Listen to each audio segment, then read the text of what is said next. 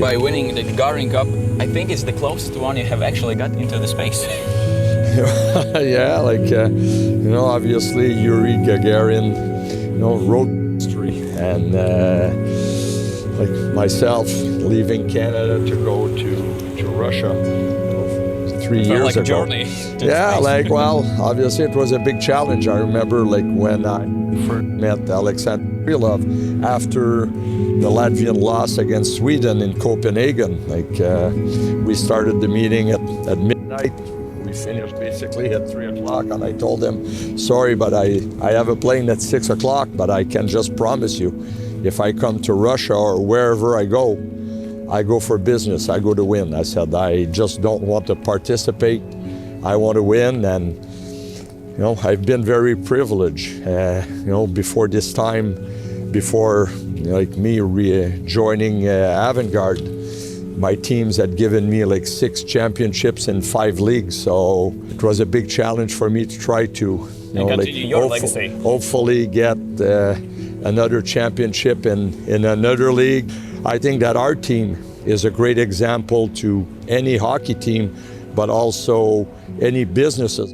All my players at the year-end party, if your kids the way that you played the game as a team, I think that your kids will be very successful. My alma mater, University of Latvia, allowed us to go to their observatory and use their telescope, and maybe we could okay, it's too bright to see any stars, but maybe we could look into the future of what holds for Team Latvia, and maybe something more. Well, hopefully we see something in the stars. When you try to learn new things, what's your approach? To grab as much as I can, but at the same time, what I grab, I need to master it. I just don't want to get lots of things and be mediocre. I rather go a little slower, but what I grab is super. Head coach, go first. I think these stairs are probably from the first days of the university. Yeah. Some say this would actually look like Hogwarts from Harry Potter.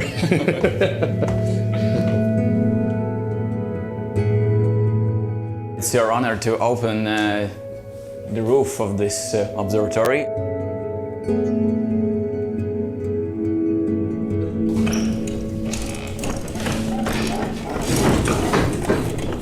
Need a little oil. It's not been used very often. Here we go. It's a great view already, right? Wow.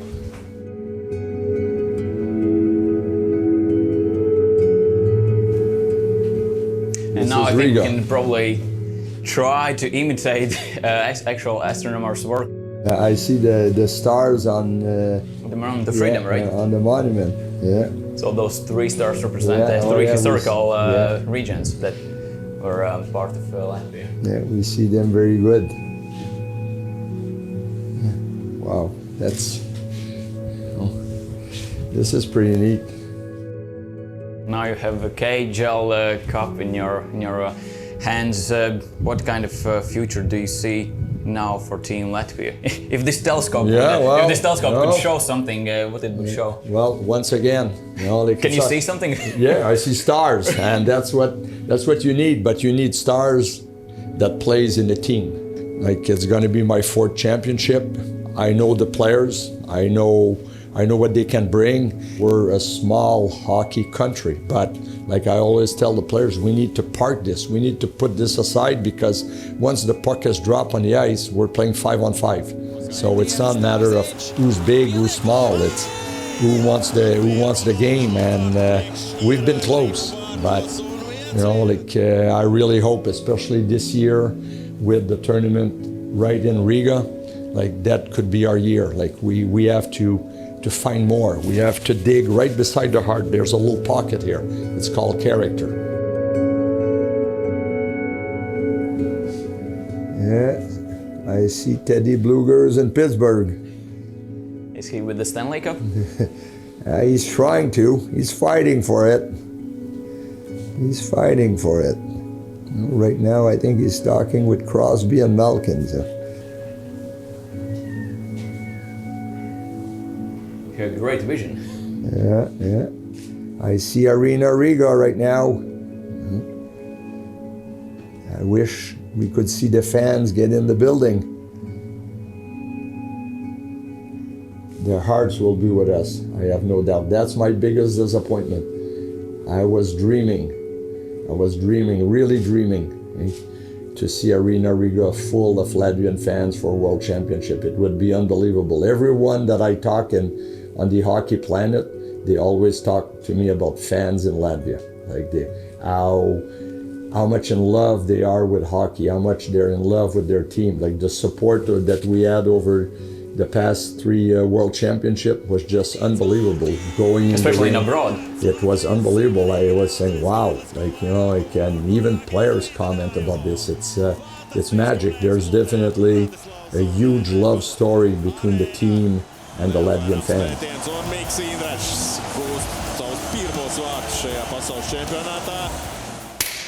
Take one.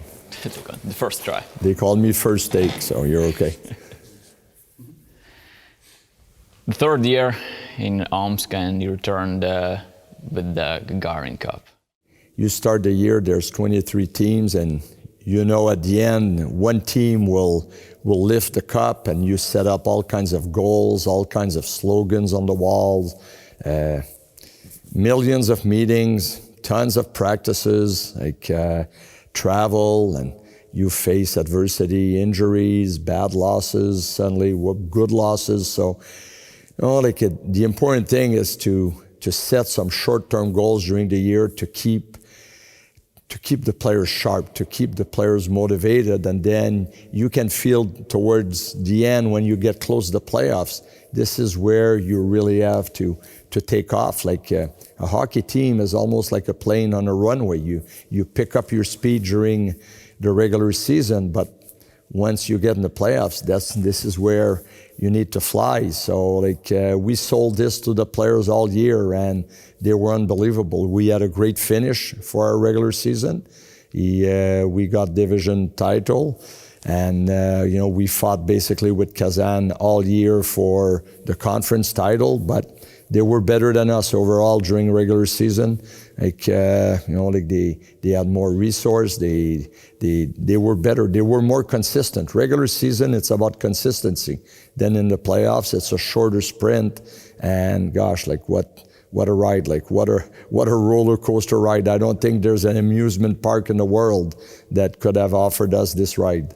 Especially in conference finals against Agbars. This could be like a Hollywood movie. The Game 7 was so odd because you look at the first 6 games, it was almost like a chess match. You had to fight for each centimeter of ice, and then suddenly game 7, bang, it opens up. Goals right from the first period, and down by a goal in the third period. Vili Poka, a defensive defenseman, scored the tying goal, and then right in overtime, what a rush by Sergei Tolchinsky, pass to Alex Koklachov, and the middle opened up to Kasky, and we had basically encouraged our D-man all year. We play as a unit of 5. We play 5 on defense, 5 on offense, and we always tell the defense, whether they're defensive or offensive defensemen, we want them to create that second wave of offense. And Kasky came in, and there was that big hole right in the middle, and what a shot. It was an unbelievable win. The feeling on the bench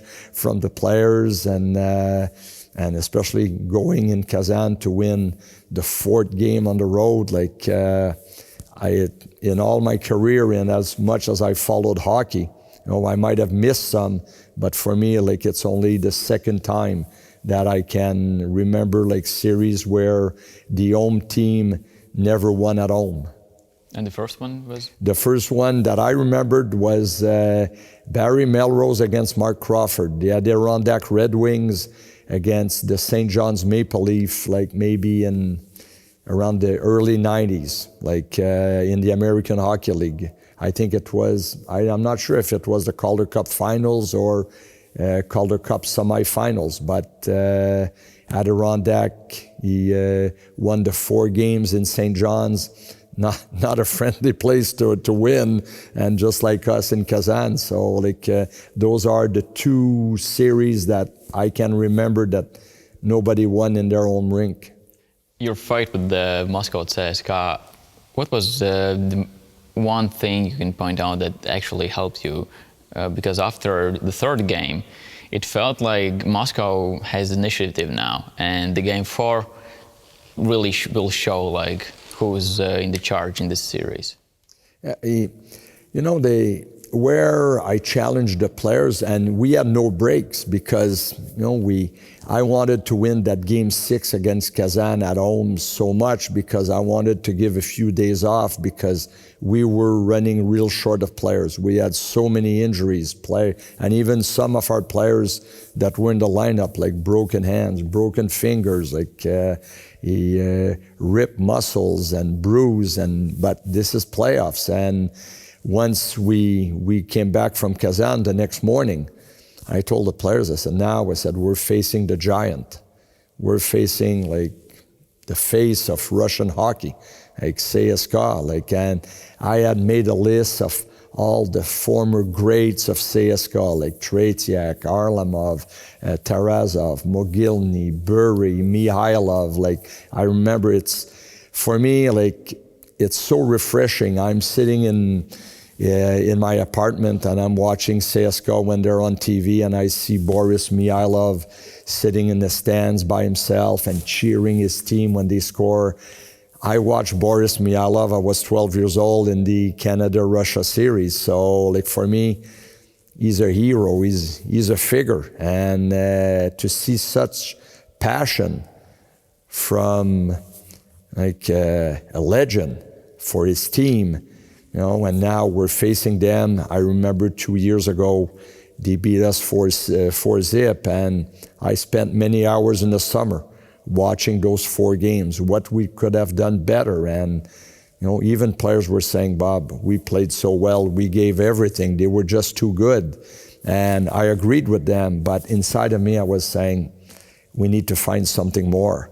And like the morning of game 1, like going in CSKA, you know, I thought that if there was one game that we needed to win, was that game 1. For me, that was the most important game because they had beaten us the two games in regular season. You know, memories from 2 years ago in the finals where they beat us. It was all close games, but they swept us. And you know, I said we need to win that game 1, and I talked about respect. I said maybe we have too much respect for CSKA. You know, and that's where I got the list of all the players. I said, look, like, those are not hockey players. They're legends, they're monuments. Like, but you know what? When the puck will drop tonight, they will not be in the lineup. They will not be in the lineup. They're going to be around, but they can't score, they can't block shots, so we need to go after them. I said, I'm sorry. We have too much respect for CSKA. We need to go. We need to fight. We need to beat them. And I could feel we had that special energy about our group.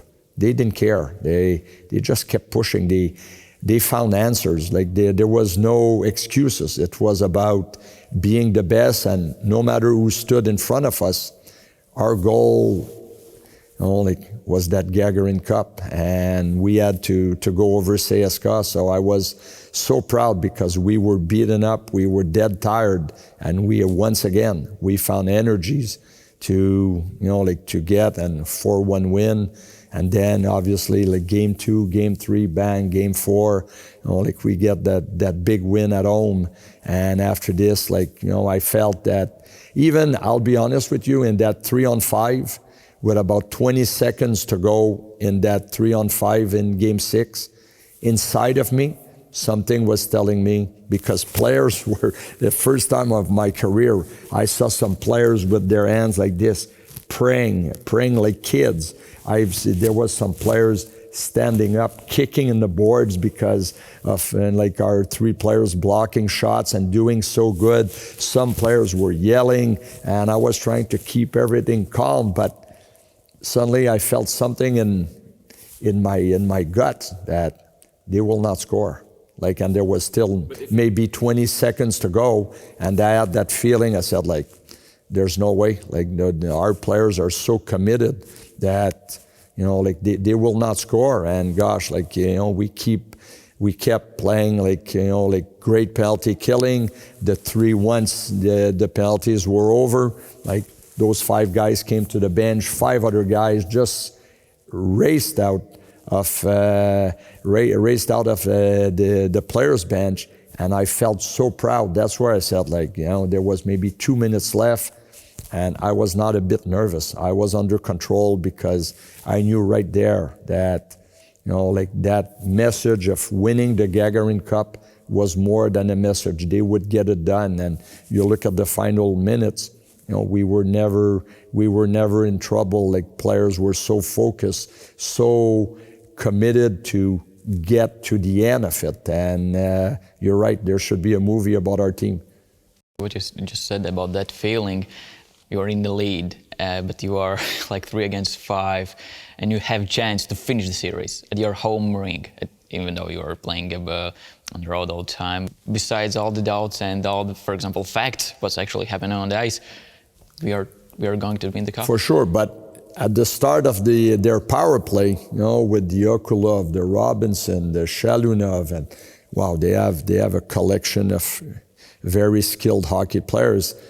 You know, like I tried to keep the bench calm because, you know, like we had 0 penalties until then. Then, you know, like Andronov falls in neutral zone, we get called for tripping. Vili Polka hits the opposing player on the visor. So then we're down 3-on-5, and then my job was to make sure that we stayed under control. But that was probably the biggest task that I had of the season. But it started, and, you know, we see Bereglazov, we see Knight, we see Sharibzianov with numerous block shots. We see Grubeks with some key saves, and suddenly, like, you're looking at the clock, and gosh, those seconds are going down so slowly. You're saying, what's wrong with this clock? Like, you know, you wish you could jump a few seconds, but, you know, like, in reality, this is where you have to defend. Times go so slow. When you attack, it seems that you're always running out of time. But, you know, like, the more, like I said, with about 20 seconds to go, you know, something inside of me told me they won't score. Like, they won't even get a chance. Funny story about that clock. I think, I don't know where I heard it, but you had like conversation with the player, and you asked him who is the best coach or the referee, or coach, right? No, the coach. The coach. Who's the best coach? And this player was so nervous, and he was like, you. He was polite. He was polite. He wanted some extra ice time, but Klim Kustin. Yeah. You know, we were doing video, and I asked him because, you know, like, it was about managing the puck towards the end of a game, and I asked, and that's always been my line. The best coach in hockey, the scoreboard, it tells you everything. Before you go on the ice, you look, it tells you the time left in the period, it tells you which period, it tells you the score. So if you're leading 2-1, don't give it 2-on-1, don't give it 3-on-2, don't take a stupid penalty. If you're down in the score, then you need maybe to gamble a little bit more, you need to pressure a little bit more. So a smart hockey player, as soon as you hear your name on the bench, you should always look up at the clock and say, okay, the coach is putting me in this situation. And if I'm putting you in a situation for a face-off with 20 seconds to go in our zone, well, obviously, I'm giving you a defensive role. You know, you need to make sure that you understand which role you're in. It's all about understanding and accepting the roles, and that's where, you know, like, good hockey players, I always say, are you a talented player or are you a good player? Talented players, I'm not sure that you can win with those guys because they want to play their game. Good players, they understand the game and they accept the game. You have to accept what the game gives you. Sometimes, you know, you need to to understand that you're down in the score. Obviously, you're going to open up everyone and go as a 5-man unit and try, even though you get caught in a 2-on-1 or a 3-on-2, it doesn't matter. You're already losing. So if you're losing 3-2 or 4-2, what's the difference? You lost. So I always try to teach the players about the game, different situations in the game. So I was with Peteris Groms and Aldis Abolinch in our coach's office, and they knew the answer because they heard me many times ask that question to players. But he was a young player, and he says, "Oh," I said, "it's you." I said, "No, it's not me. It's the clock." And he was looking at me, "The clock?" I said, "It tells you everything that you need to know." So we had fun with this. We had a good laugh. Aldis Abolinch and Peteris Groms, their involvement in winning the Gagarin Cup, they are the guys who probably are in the shadow of everyone. You're right, but players know, because I like to put the lights, to shed the lights on my associates, like whether it's Peteris, Aldis, or my other assistant coaches. They're all coaches. I treat everyone the same, whether you're a video coach or power play coach. And Peteris was in charge of power play, and also helping out in certain one-on-one videos that we would do with the players. And Aldis was in charge of 5-on-5 and penalty killing, but they were both working together during games. We have quite a system.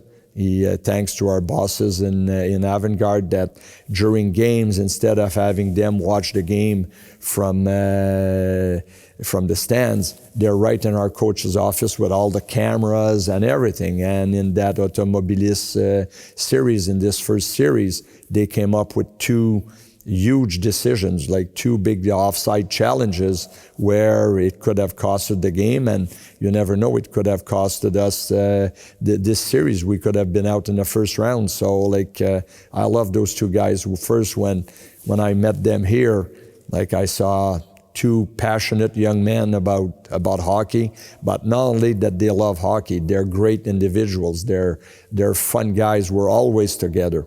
From July 15th to the last day that we won the Gagarin Cup, I think that there was one day in the entire season that we didn't go to the rink, and it was January 1st. Every other days off for the players, we were in the office preparing practices, preparing videos. They're passionate about their job. That's why they're so good, and I'm so proud to have them with me in Avant-Garde. It's kind of an affiliate of the Latvian team, and I think that it just shows that hockey has no boundaries. I recognized their talent as soon as I met them over here, and whenever I had no plans to go to the KHL, but I was always saying, if ever I would coach in a league, those are 2 coaches that I would like with me. And my parents taught me at a very young age, surround yourself by good people, you have a chance to be successful. And with Peteris and Aldis, you can't have better people than those 2. You are a very accomplished coach, and you are one of the best who ever been in this game and still is in the game. Describe the feeling after the Game 6. There's no more time, and you are actually won the Gagarin Cup. You have won the Stanley Cup, you have won the Calder Cup, Quebec Major League Cup, Swiss League. Can you compare those things? You can compare, but every championship is different, because the emotions are the same, but the road to get to that final game, is never the same. I remember my first 2 championships in Hawkesbury in the Central League in my hometown, where I started to coach. Well, I didn't want to coach. I was basically forced in coaching by my baseball coach when I was a kid, who was the president of the team, and I started as a goalie coach, and 8 games in the season, we were 0-8, and he had approached me if I wanted to be the head coach. He was telling me, the kids love you, and I know you, I've coached you when you were a kid, and you have that leadership in you that you can be a coach. And I was saying, no, I have a good job. I have a good job at the factory. I have 2 young kids at home. I said, maybe I'm going to coach my son in minor hockey, but I don't want to coach. Like goaltending coach is perfect for me. And finally, he fired that coach, and he comes to my house and he said, I need you. I need a favor from you. He said, I fired the coach, and the new coach can only come in 2 weeks. You need to fill in for 2 weeks. You need to do this for me. He said, I need a favor. So I said, okay, for 2 weeks, I said, I'll do. And we won our first game. And then after 2 weeks, you know, I was looking around. I said, where's the new coach? And I was asking, where's the new coach? Like, plus I was working in a factory. I was working day shift, afternoon shift, night shift, and we were practicing at 6 o'clock at night. So whenever I was on the afternoon shift, I had to switch shift with, and you know, people, employees don't want to give you the day shift, only the night shift. So, you know, like that was tough. And the new coach was not there. And finally, there was never a new coach. He hadn't talked to no one. He wanted me to coach. But, you know, like those 2 first championships, they were special because they were my first, you know, and right there you say, wow, I might have a chance to become a better coach. You know, you start, you have no experience, everything goes so fast that you can't really taste it. But obviously today I remember them, but you know, like I look in Hawkesbury, I look in Laval, I look in Hershey, I look in Colorado, in Zurich, now here in Balashika or with Avantgarde. You know, like the story is kind of the same, but the pages in the books are different. So like at the end you say, yeah, you know, like the passion comes out, and you know, like all the hours of work. And especially this year obviously is the most special because, you know, like I haven't seen my wife since July 15th. You know, like you know, thanks to FaceTime, you know, like my daughter is in Colorado, my wife's in Florida, my son is in Drummondville. I have 2 beautiful little granddaughters that I speak to them 3-4 times a day, but you know, like it's not like the grandpa's hug. And I've been married for 40 years, and you know, I'm away from my wife. It was a tough year, and it was a tough year for everyone. I look at some of our players, you know, like young babies at home and away for the entire year because they couldn't get a visa.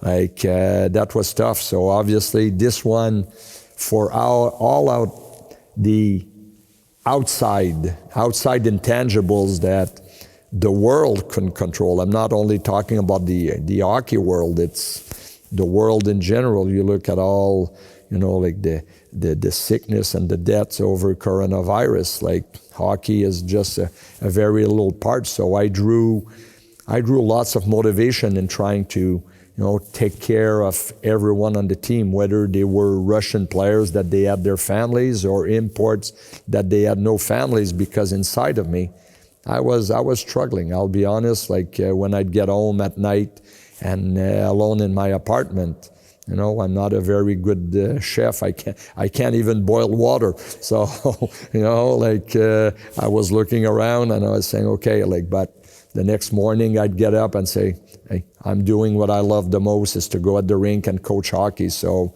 you know, like obviously this championship, I'll remember it a lot. I'm getting towards the end of my coaching career, and, you know, like it was very special. What a group. Can you say now what holds for you in the future? Is it still there's not much left. Not much left. I want to be a grandpa. I want to go back home and enjoy life, like do, like, you know, like I always say that I'll try not to coach, you know, like because I'll probably have to find a rehab for hockey coaches, because I've never drank, I've never touched drugs, but you know, like hockey runs through my vein. Like that's my passion. You know, for the last 27 years or so, well, you know, I still work on TV in between jobs and radio since 1987. I don't believe that I've worked one day in those years. Like going to the arena, getting on the ice, doing video, getting behind the bench is not work. It's passion, it's fun. Like I feel like a kid at circus, but right now I'm at 60 years old. I understand that, you know, life goes on. Like I lost two of my bosses, Pierre Lacroix from Colorado this year, and Jocelyn Morissette from my owner from the Laval Titans this year. I lost a very close friend from my back home that we were the same age, we worked together, and coronavirus took two out of those three guys, and sometimes life is sending you messages. And I love hockey. Hockey has brought me in many parts of the world. I've met so many friends. I have so many great memories that in a few years they're going to be my treasures. But you know, like maybe there's other things in life that I need to do right now. Like your grandkids, yes, your wife. Yes, I'm a very proud grandpa.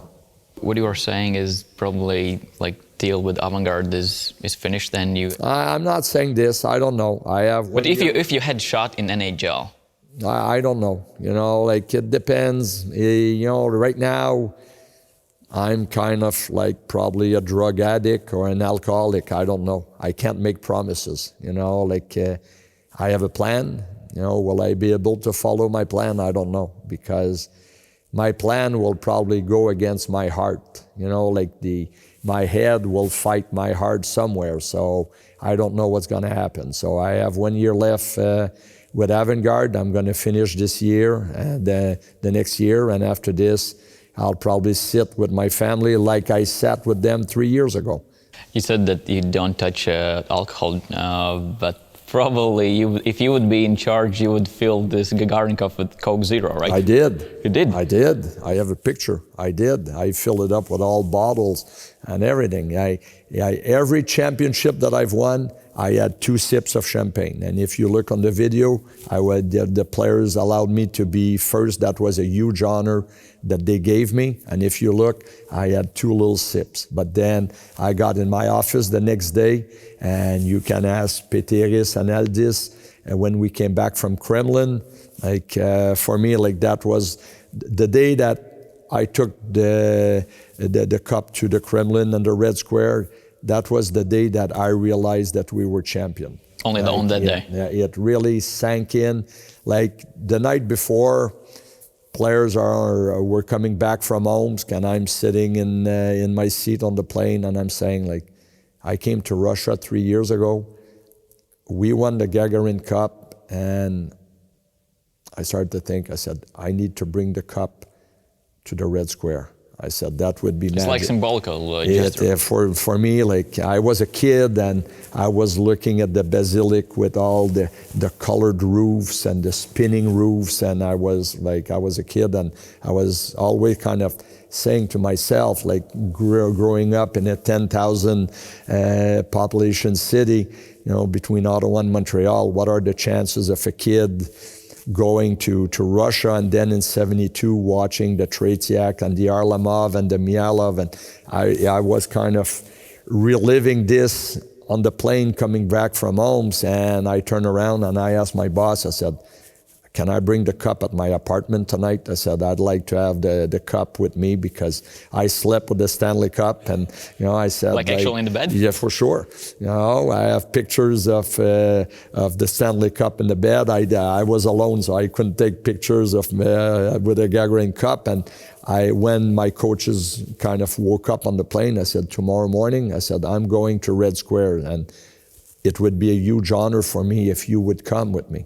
And they were, hey, yeah, that's a great idea. So we didn't, you know, we organized 10 o'clock. We got there, and as soon as we parked close to the Red Square, 3 cop cars came flying to us. I said, I said, we're in trouble. And I got out. One cop recognized me, and he started to talk to me. He said, hey, Bob Hartley, avant-garde, picture. I said, whoa. I said, I have a surprise for you. And we got the Gagarin Cup out, and the doors to the Red Square opened up, and we shared it with the fans, because obviously many fans, they were telling us, we're from Kazan, we're from Omsk, and you know, like it was huge. And then going back to to our arena. Like that's where I filled it up with Coke Zero bottle, and we had a good laugh. In what way, maybe local leaders or maybe club owners showered you with the gifts and some crazy gifts you received after the winning cup?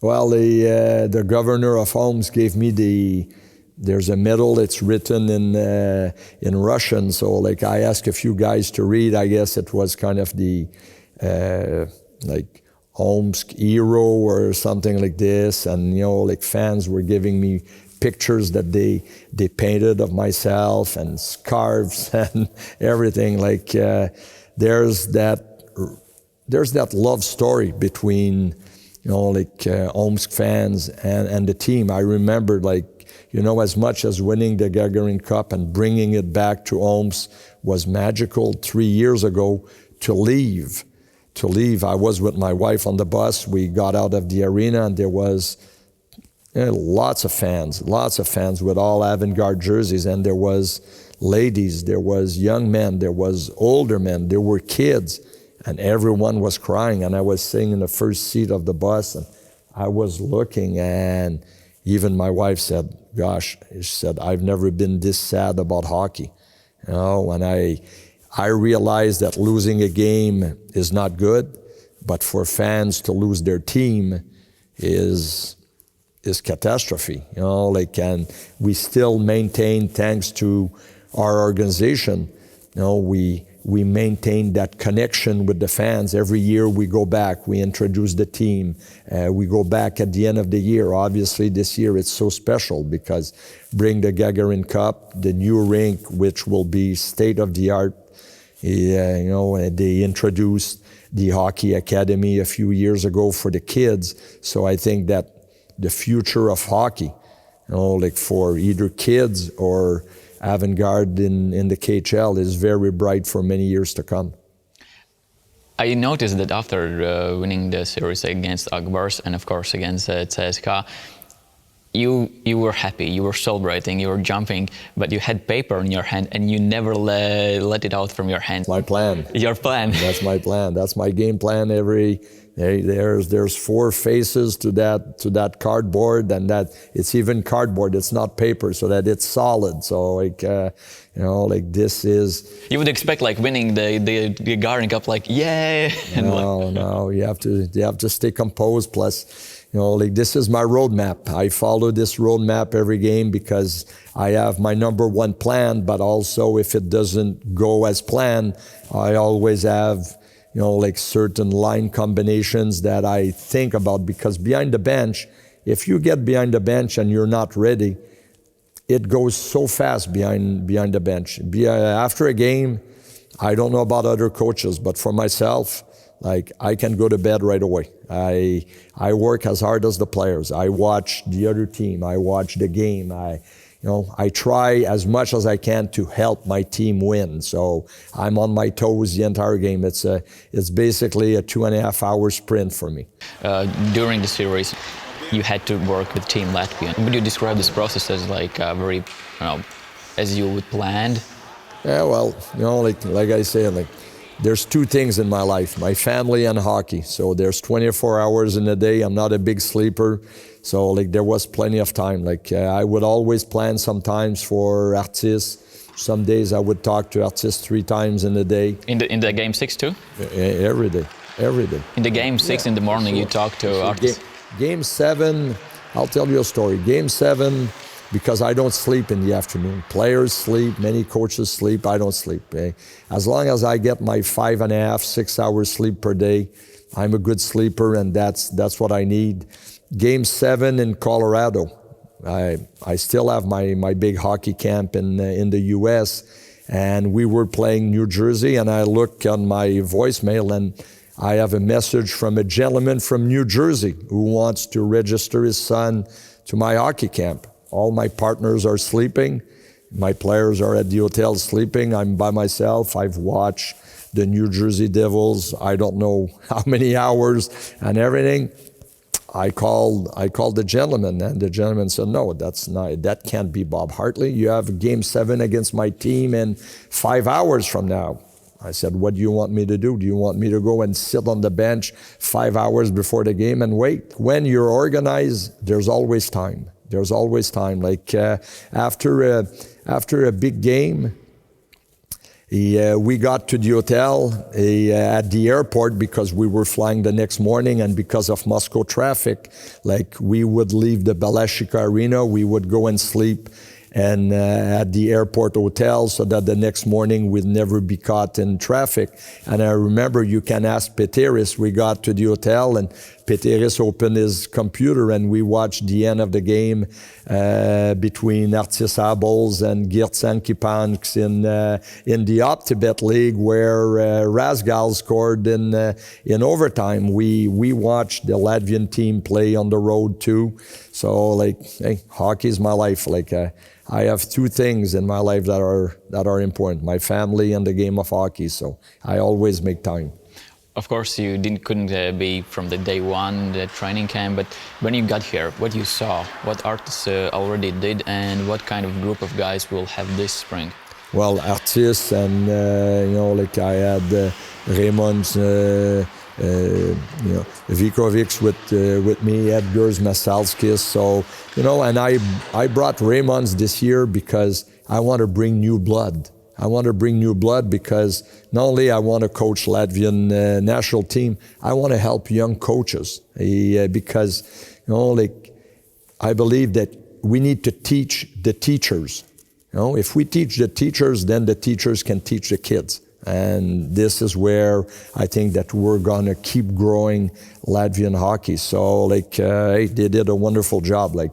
I've been with Hārtlijs and Edgars since day one of my journey here in Latvia. I'm very fortunate. Not only that they're very good hockey coaches, they're great guys. We're a tight family, and I think that's where it starts. If players see that the coaching staff make one, there's no cracks in between us. We support each other. We share the same ideas, the same goals.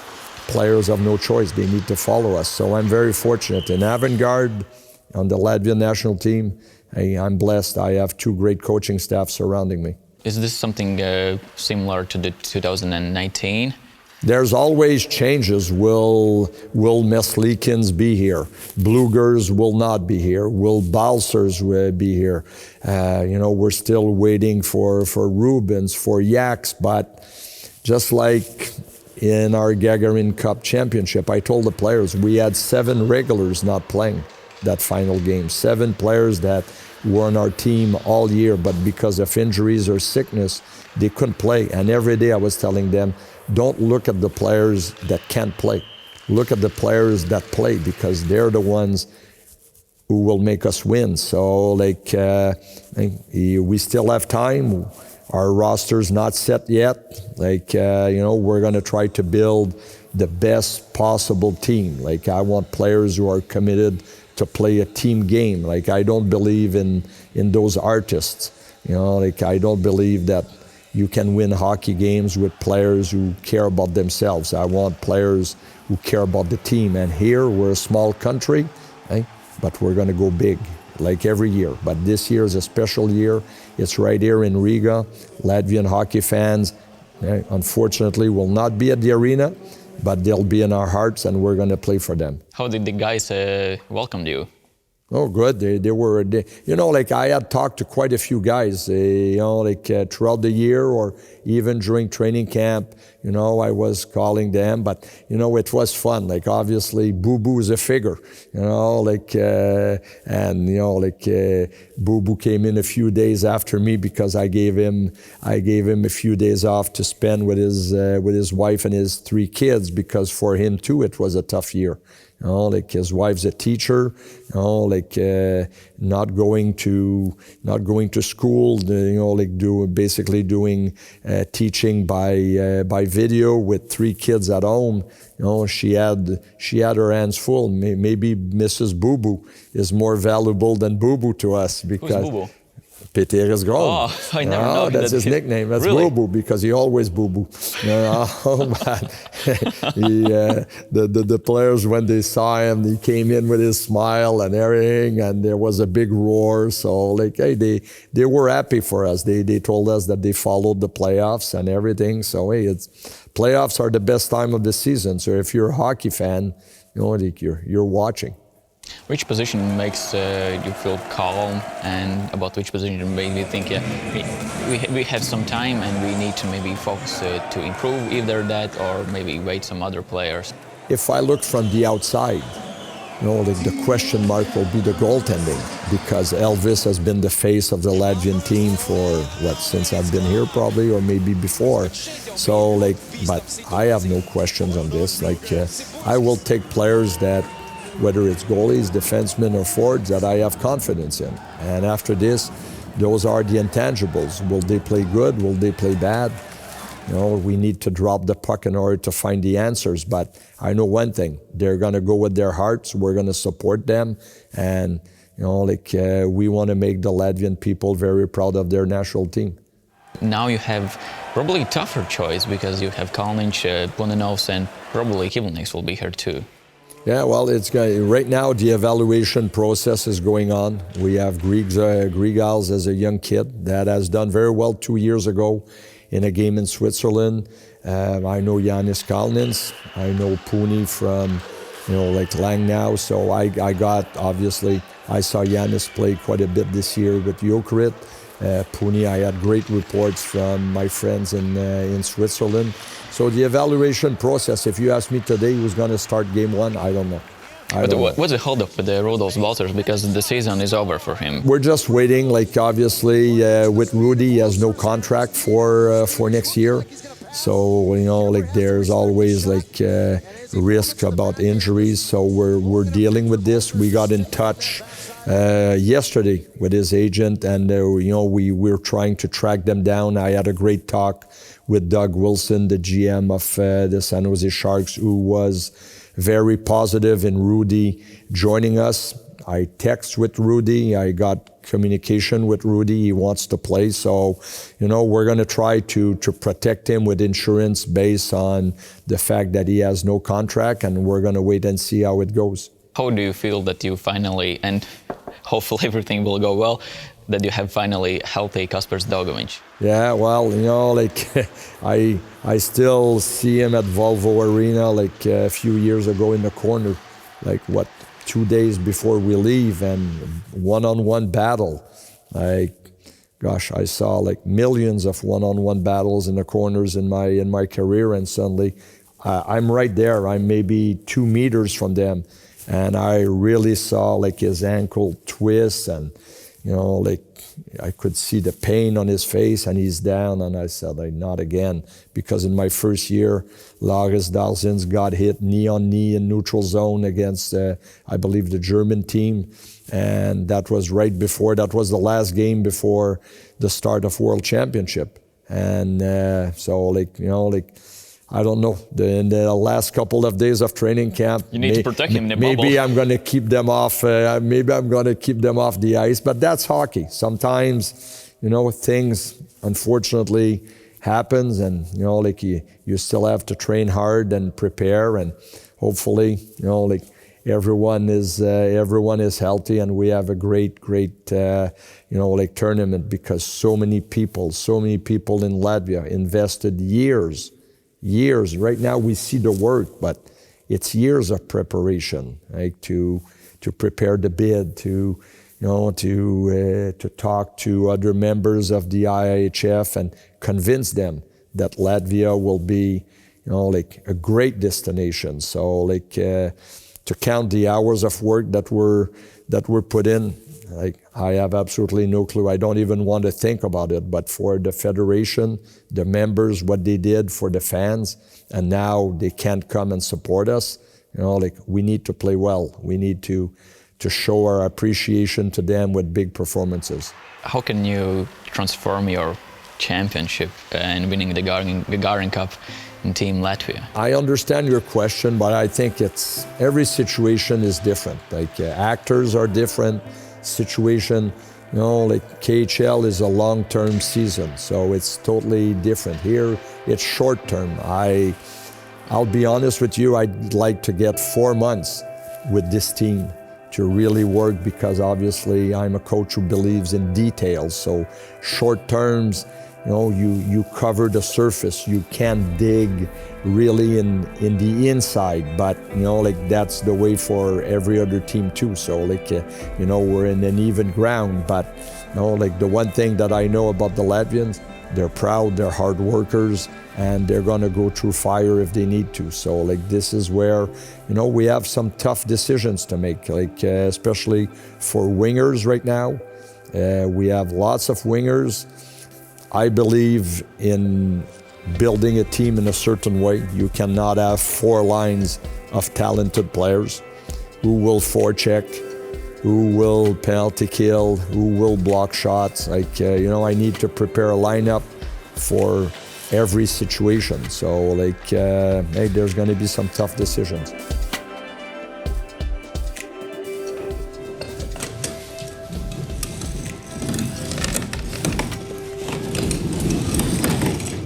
Here we go. Job done.